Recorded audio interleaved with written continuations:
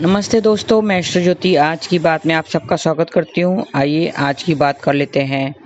आज बड़ा ही शुभ दिन है, मंगलवार का दिन है। मंगलवार के दिन पे हनुमान जी के मंदिर जाइए, उनको हनुमान चोला चढ़ाइए और हनुमान चालीसा का पाठ करें और उनको सिंदूर चढ़ाइए और उनके दाएं पैर से सिंदूर लेकर अपने मस्तक पर लगाने से आपकी बुद्धि तेज होगी और स्मरण शक्ति बढ़ जाएगी। और आज की बात कर लेते हैं। आज नवरात्रि का तीसरा दिन है। आज देवी माँ चंद्रघंटा स्वरूप की उपासना की जाएगी। देवी माँ के माथे पर घंटे के आकार का अर्धचंद्र सुशोभित है, इसके लिए उसे चंद्रघंटा का नाम दिया गया है। माँ चंद्रघंटा को देवी दुर्गा का उग्र रूप माना जाता है।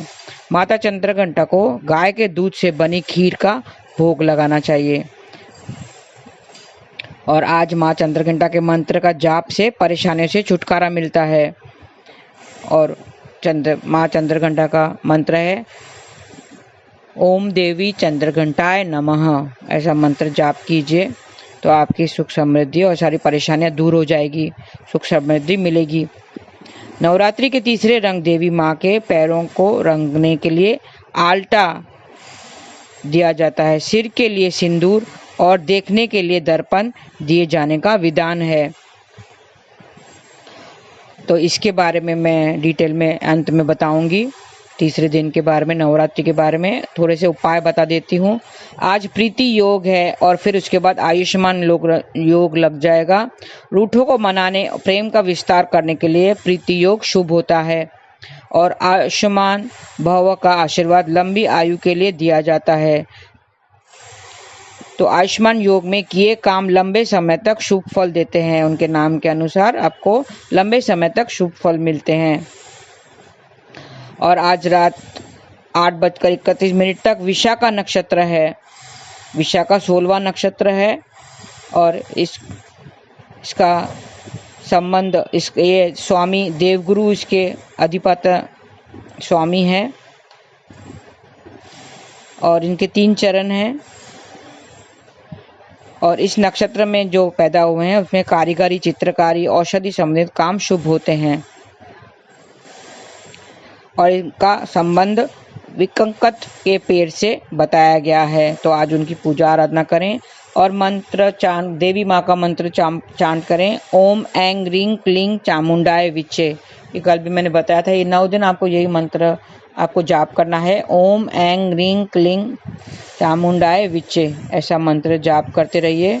और ये वैसे तो 1 लाख इसका जाप बताया गया है।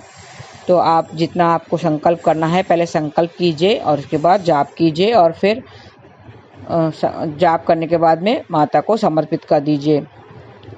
शुक्ल पक्ष की पंचमी से लेकर अष्टमी तक 1 लाख जाप करने का विधान है। तो आप जितना कर सकें उतना कीजिए और 10 ब्राह्मणों को भोजन कराना चाहिए। इस तरह से मंत्र जाप कीजिए। ओम ऐं ह्रीं क्लीं चामुंडाय विच्चे, तो आपकी सारी परेशानियां दूर हो जाएगी।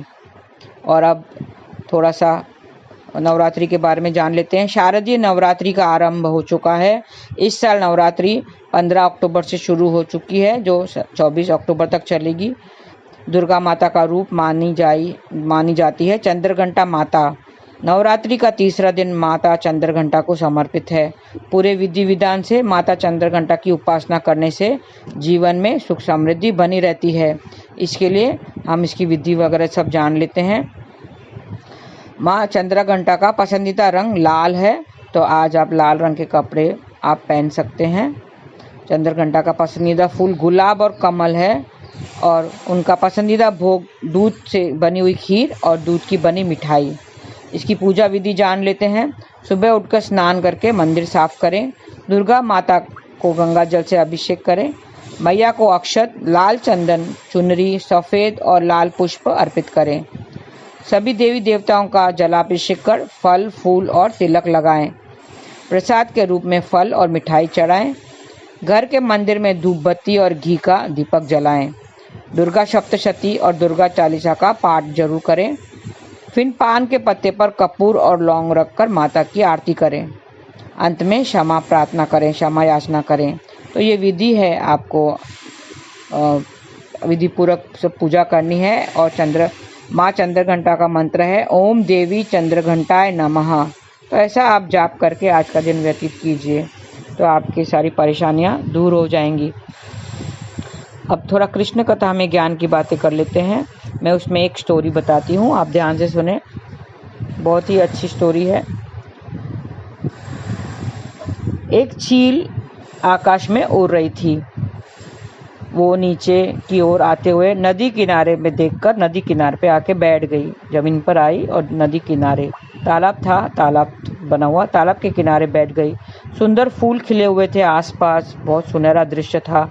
मंद मंद हवा चल रही थी, बहुत सुकून से वो बैठ गई, उसको बहुत सुकून मिला वहाँ पर।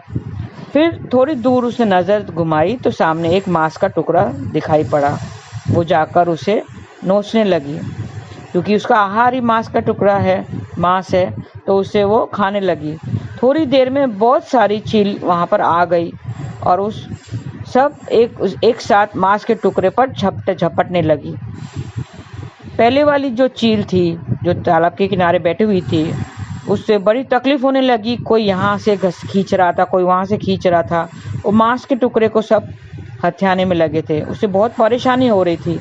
वो अशांत हो गई।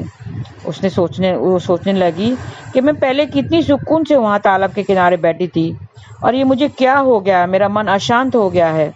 हाँ, ये जब से मैंने मांस का टुकड़ा मिला है तब से ये छीना झपटी शुरू हो रही है, तब से मुझे बहुत डिस्टर्ब हो रहा है और मैं अशांत हो गई हूँ। क्यों ना मैं ये मांस का टुकड़ा छोड़कर फिर उसी नदी के किनारे पर जाकर सुकून से बैठूं। इतना सोचकर उसने मांस का टुकड़ा वहीं छोड़ दिया और वापस उस तालाब के किनारे, नदी के किनारे पर जाकर बैठ गई। और तो सुकून से वो बैठ गई, उसे बहुत सुकून मिला, आनंद आ गया।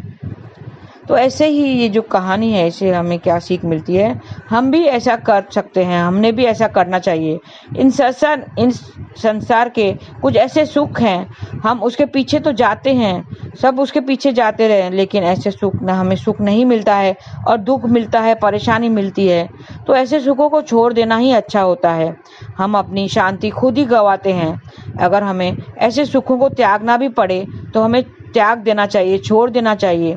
और सत्संग रूपी तालाब के किनारे पर जहाँ हम सुकून से बैठ सकते हैं, सुकून मिलता है, वो सत्संग नाम जाप करना चाहिए। हरे कृष्णा कृष्ण कृष्ण हरे हरे, हरे राम राम राम हरे हरे। सत्संग जो एक नदी के किनारे की तरह है, जहाँ मंद मंद हवा, सत्संग की, नाम जाप की हवा बह रही है, वहाँ कथा उस मंद मंद हवा की तरह, एक झोंके की तरह है जो हमें सुकून देती है। और भक्ति रूपी नदी के किनारे पर आराम से हम बैठ सकते हैं और सुकून पा सकते हैं, अपने आनंद की प्राप्ति भी होती है।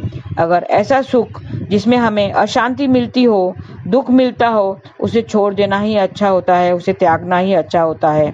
तो ऐसे सुखों के पीछे भागने से कुछ प्राप्त नहीं होता है, सुख तो मिलता नहीं है, गर्बन दुखी हाथ आता है। तो भक्ति का आनंद उठाओ और जो भक्ति रूपी नदी है, नदी के किनारे बैठकर वहाँ पर सुकून से आप आराम से बैठ सकते हैं और नाम जाप करते हुए अपना दिन व्यतीत कर सकते हैं।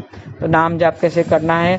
हरे कृष्ण कृष्ण कृष्ण हरे हरे, हरे राम राम राम हरे हरे। तो ऐसे करके आप अपना जीवन सफल कर सकते हैं। आज के लिए बस इतना ही। आपका दिन शुभ रहे। हरे कृष्णा।